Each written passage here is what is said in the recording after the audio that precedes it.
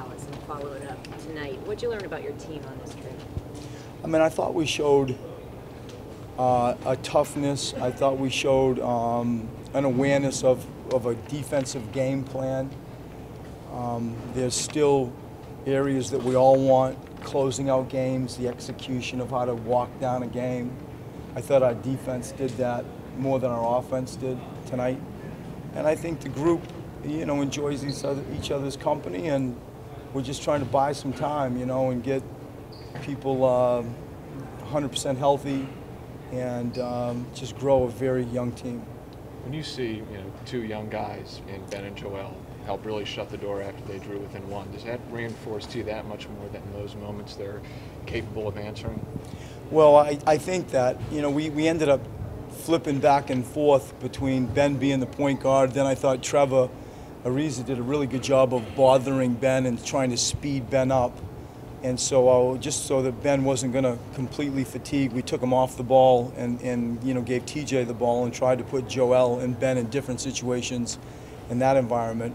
Those two guys together, have been really good. We look at the numbers of our 3 road wins. Our wins have come on the road. Those 2 players especially have been excellent together. Tonight, Ben hit down jumpers. Was that something that you emphasized in this game, or was that just kind of organic as it happened? I think it's organic. I'm really leaving the whole evolution of his jump shot in relation to when he wants to shoot it, when he feels comfortable to shoot it with him. The only thing I sort of help be the architect of is the man hours he puts in time. And when he feels like the confidence to shoot things and people sag off him, then he's going to shoot it. And if he doesn't, so be it. We'll go find another way to impact the game. But I think tonight, the growth of that, and it's coming. It's going to take some time, but it's coming. And I think his confidence level just, rising up. I think he looks good when he gets his legs into his shot, and he's been making them. Even though it's not, just to follow up on that, even though that's not something that you're forcing him to do, how does it change the spacing and the look of the floor when he is knocking them down? I mean, it just is a whole other situation that a team has to figure out, and how do we game plan that. We get he's incredible playing downhill, and we get he's 6'10" and can get lots of times where he wants to go on a court, so people sag. And if he's able to, reliably, and he will over the course of his career, and I think it's going to happen sooner than others think, if he can reliably, rise up and hit some 15, 17-foot jump shots, it just makes the other parts of his game, I think, even more explosive, and he becomes more complete. Brett, talk about your bench.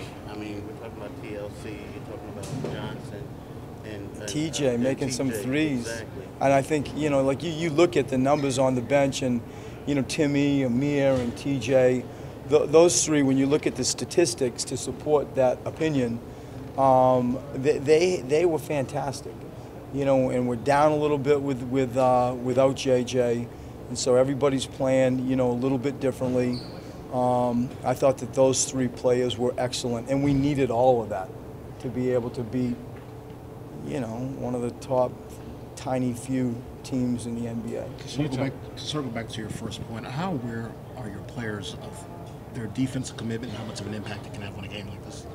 That's what won us the game. Like, Joel, we got Joel on a deep catch, and he had a drop step, left-handed, like little baby jump hook. Benny had that breakaway dunk in open court. But there were some other parts of, what we're trying to do that I give, the defensive effort of Houston credit. We won the game because we did a far better job of defending the three-point line and moving our feet and accurate switches, really good communication. If you blink and you're like a step short of a switch, you get punished badly with this team because of their ability to shoot and shoot threes. And so I think that the defense, when I go back and I just watched it, that's why I was coming out late, I go back and watch the last 6 minutes, our defense was pretty good. I mean, obviously, if they're just going to keep firing away at threes, I mean, do you emphasize, or do you talk to them about positioning for longer rebounds? Do you then, does running and getting out become that much more important given how many threes they're... I mean, the 3 things that come to my mind when you talk about, the attention to the three-point line is the identification of people early. completely early. The ability to not get tricked and be lifted off a floor where they can lean into you and get fouled. Stay down, concentrate on somebody's stomach, don't get tricked, don't get lifted, be second, not first, off the floor. And then third, long shot, long rebound. And so, you know, you can almost put a piece of tape on the floor where you think the rebounds will come. It's more foul line area type rebounds, long rebounds.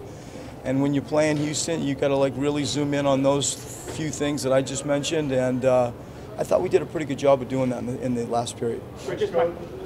Thank you.